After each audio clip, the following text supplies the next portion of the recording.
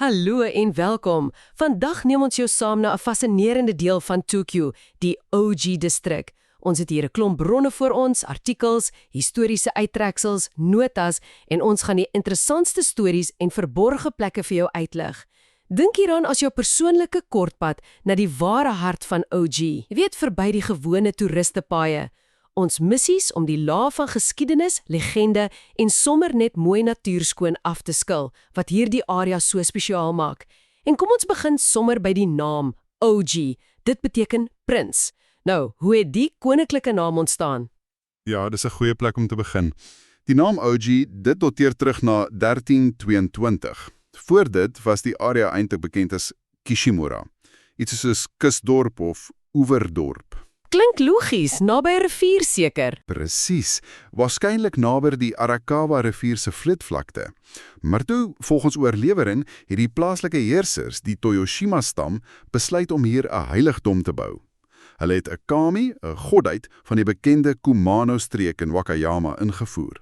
En daardie spesifieke godheid was bekend as 'n OG, 'n jong prins. Aha, so die dorp kry toe die naam van die godheid. Net so. Ojimura, Prinsdorp. Daar is selfs ouer legendes wat die area probeer koppel aan groot name soos Minamoto no Yoshitsune, maar daai is maar, bietjie vaag. Dis fascinerend, hoe een heiligdom 'n hele plek se naam kan gee. En van legendes gepraat, OG's bekendste storie is seker die van die kitsune, die jakkals, né? Dit draai alles om die OG en na die heiligdom. Vertel ons bietjie meer oor daai legende. Ja, kyk, daai legende is oud. Dit kom glo uit die Heian-tydperk, so ons praat meer as 1000 jaar terug. Die storie is dat jakkals van reg oor die Kanto-streek, dit is nou die groter Tokyo-area, elke oujaarsaand hier in Oji sou bymekaar kom. Almal op een plek. Ja, onder 'n reuse enoki-boom. Dis 'n soort Chinese netelboom. Daar sou hulle dan ontelbare kitsunebi aansteek, jakkalsvure, soos dwaalligte amper. Klink nogal spookagtig. Ja, en dan een bron sê hulle het eers by 'n ander klein heiligdom, die Shozoku Inari, die Aantrek Inari gestop.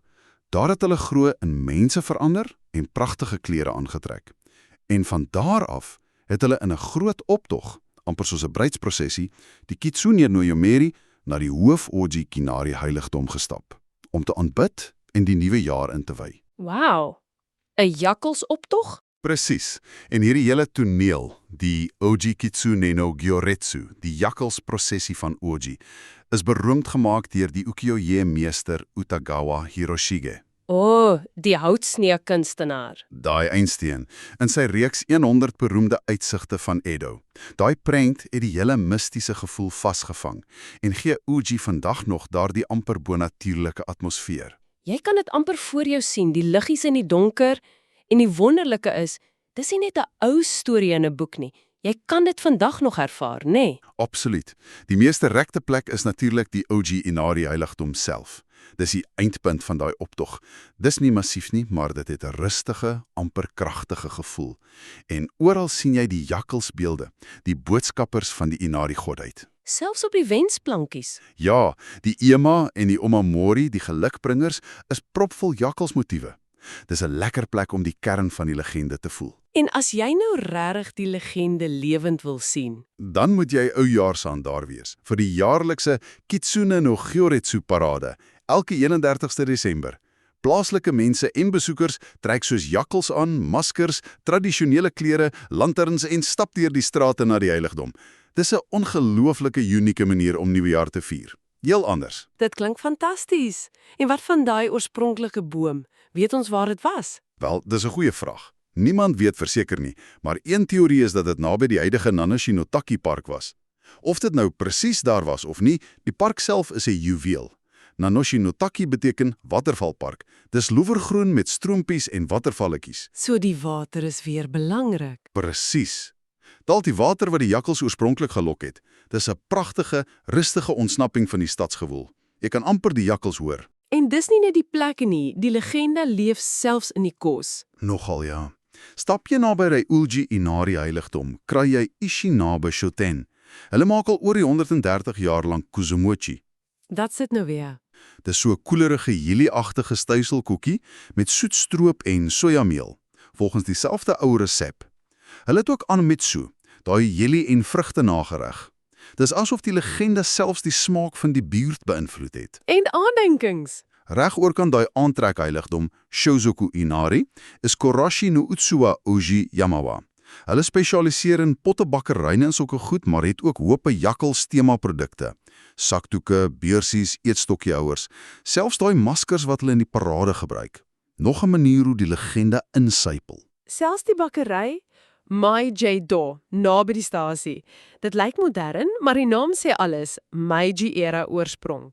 Hulle het glo 'n honeycomb croissant wat nogal spesiaal is. Dit wys mooi hoe oud en nuut hier saamleef, né? Alles onder die wakende oog van die jakkalse. Dis merkwaardig hoe een legende so diep kan gaan. Maar Oji se storie is meer as net folklore.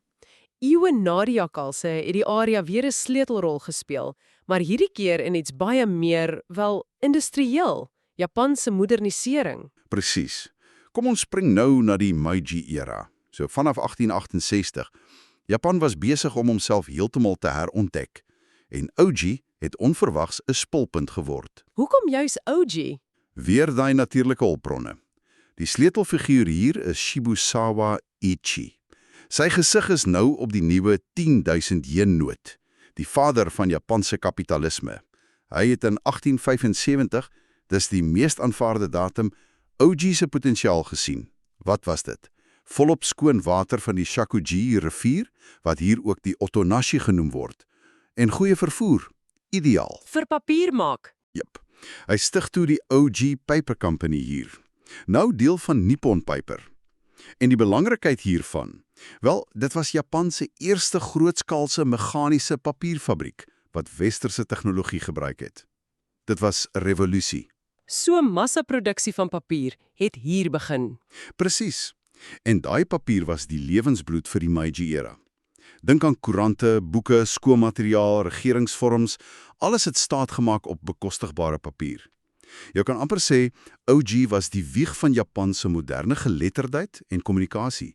Alles op papier gebou, hier begin. Dis 'n kragtige gedagte, 'n hele moderne beskawing wat hier uit papier ontvou.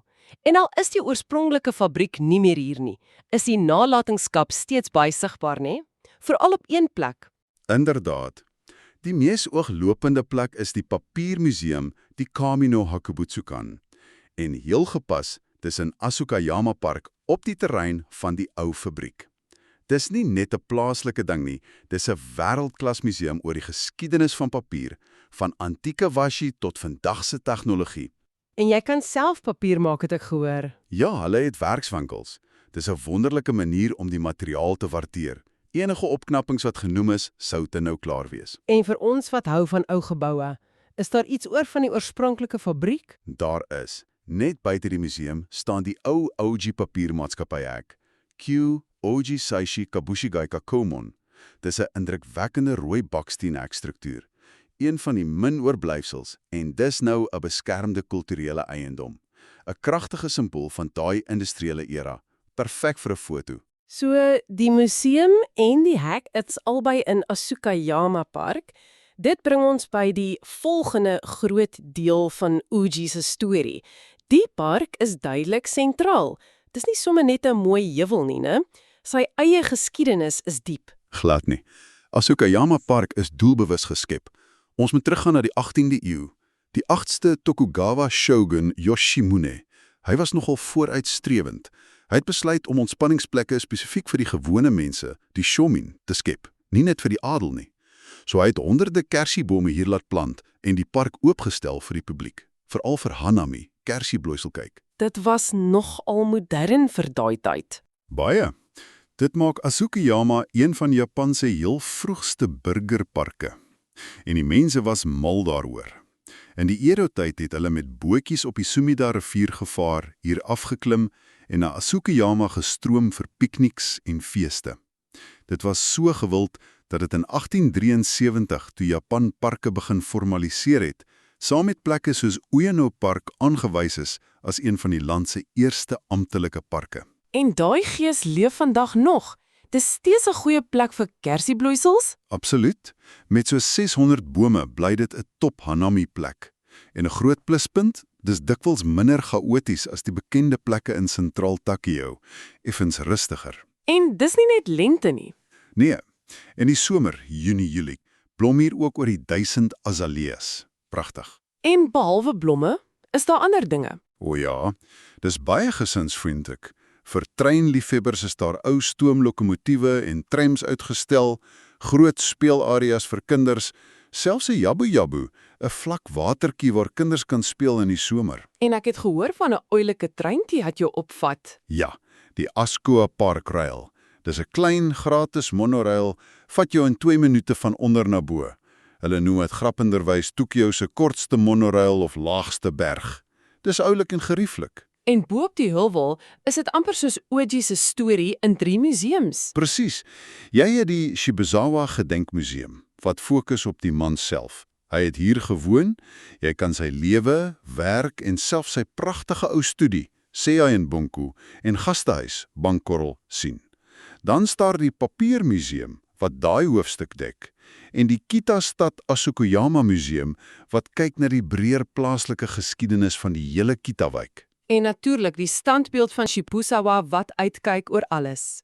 Ja, en net 'n vinnige wenk, naby die stasie is die Katatompia sentrum. Hulle het 'n gratis uitkykdek op die 17de vloer. Jy kry 'n wonderlike uitsig ook oor Asakayama Park. Dit alles bring ons terug by iets wat heeltyd opkom: water. Ons het gepraat oor die rivier vir die papierfabriek, selfs die jakkalse wat water soek. Dit lyk asof Oji se ligging op die rand van die Musashino-plato die sleutel was tot alles. Dis heeltemal reg. Daai groot plato eindig hier redelik skielik. Dit vorm 'n duidelike platorand, 'n gakkesen. Dit beteken grondwater wat oor die plato kom borrel hier na die oppervlak. Dit vorm strome en riviere soos die Otonassi. En hierdie oorvloedige skoon water was die sleutel Vir alles. vir die diere, vir die industrie en die natuurskoon wat dit geskep het. Was seker hoekom die shogun juis hier sy park wou hê. In die Edo-tyd was die Otonashi rivier beroemd vir sy skoonheid. Die 7 watervalle van Uji Nanataki. Hiroshige het dit ook geskilder. Dis ongelooflik hoe geografie die storie vorm. En vandag? Word daai watererfenis nog gevier? Ja, op 'n pragtige manier. Langs die ou loop van die Otonashi-rivier het hulle die Otonashi Shinsui Park geskep. Shinsui beteken iets soos 'n plek om naby water te wees. Dis aangewys as een van Japan se top 100 stedelike parke. Hulle het die terrein gebruik om stroompies, klein watervalletjies, klipbruggies en groen paadjies te maak. Dis amper 'n miniatuurweergawe van die ou rivier. Klink heerlik rustig. Is 'n wonderlike, amper genesende ruimte. Perfek vir 'n wandeling om na die water te luister, veral lekker om af te koel in die somer. Jy kan jou amper die erokunstenaars daar voorstel. Nou terwyl ons oor die Meiji-era praat en die mengsel van Japanees en Westers, daar's een laaste juweel, bietjie verder weg, maar dit pas by die tema, né? Jy dink seker aan die Kyufurukawa tuine. Ja, dis 'n uitstekende voorbeeld van daai wêreld. Die landgoed was eers Mutsumono Mitsusen, 'n belangrike Meiji-staatsman, en toe van die Furukawa Zaibatsu. Wat dit spesiaal maak, is die kombinasie.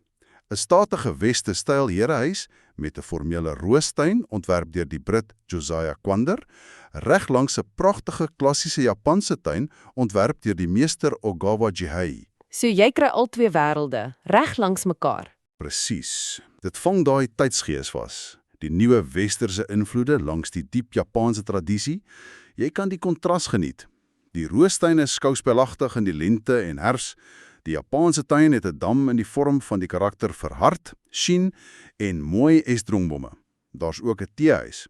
Dis 'n fascinerende blik op daai era se estetika.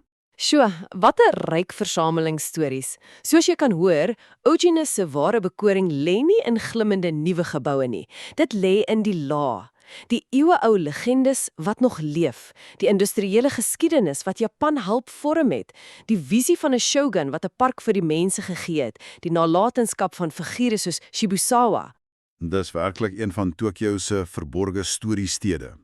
Dit het dalk nie die onmiddellike wow-faktor van ander plekke nie, maar die diepte is merkwaardig. En soos ons gesien het, is dit dikwels die natuurlike elemente, die water, die groen, wat alles saambind. Ons hoop ons het jou nuuskierig gemaak om OG self te gaan verken, bietjie weg van die hoofroetes. 'n Stylvolle manier om daar te kom is met die retro Toden Arakawa tramlyn. Dis een van Tokyo se laaste trams en dit neem jou reg tot by Asukayama. Amper soos die mense in Edo-tyd gereis het. Hou piknik onder die kersiebome, luister na die water in Otonashi Shinsui Park, staan 'n oomblik stil by die ou rooi baksteenhek van die papierfabriek en wie weet as jy op Aljaarsaand daar is, voel jy dalk net die magiese teenwoordigheid van daai jakkalse wat verbysluip op pad na die heiligdom. En dit laat 'n mens wonder, né?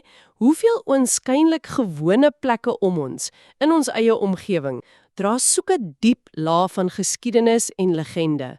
Watter verborgde stories wag om ontdek te word, sommer net waar jy is, as jy net die tyd neem om 'n bietjie dieper te kyk.